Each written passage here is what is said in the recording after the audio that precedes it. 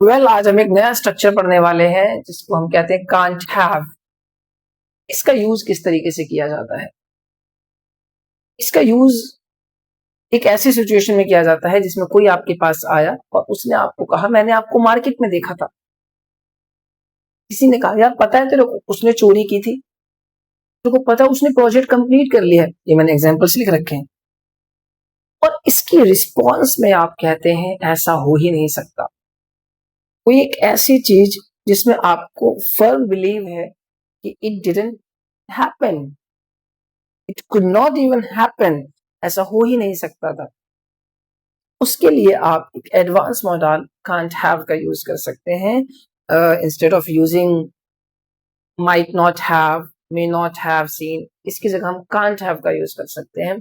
तो देखिए, अगर कोई आपके पास आता है और कहता है कि मैंने आपको मार्केट में देखा था, तो आप अगर ये कहना चाहते हैं ऐसा हो ही नहीं सकता कि आपने मुझे मार्केट में देखा हो, कल तो मैं यहाँ था ही नहीं, कल तो मैं घर से बाहर निकला ही नहीं, तो इसके लिए स्ट्रक्चर जो यूज होगा वो होगा हमारा subject can't have plus verb की third form and then object जो भी एक्स्ट्रा सेंटेंस के अंदर आप कहना चाहते हैं। ऐसा हो ही नहीं सकता कि आपने मुझे मार्केट में देखा हो। You can't have seen me at market as I didn't go outside, मैं तो बाहर ही नहीं गया।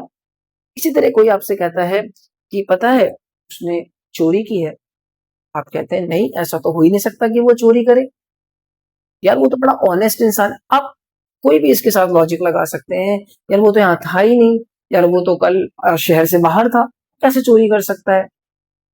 तो अगर आप ये कहना चाहते हैं ऐसा हो ही नहीं सकता कि उसने चोरी की हो, तो आप क्या कहेंगे?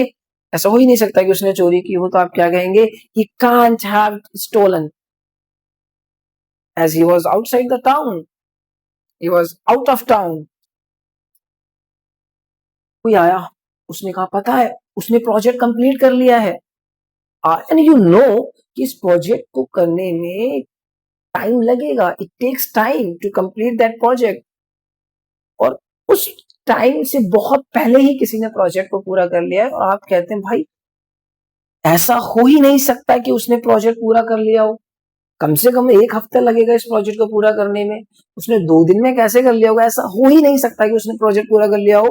He can't have completed the project, he can't have completed the project। तो इस तरीके से हम अपनी इंग्लिश में can't have का यूज कर सकते हैं। आपके लिए भी एक सेंटेंस है, इसको आप इंग्लिश बनाएंगे, कमेंट में लिखेंगे, ऐसा हो ही नहीं सकता कि वो मुझे भूल गया हो। ओके गाइज, आज के लिए इतना ही, फिर मिलेंगे अगले वीडियो में। Till then bye bye.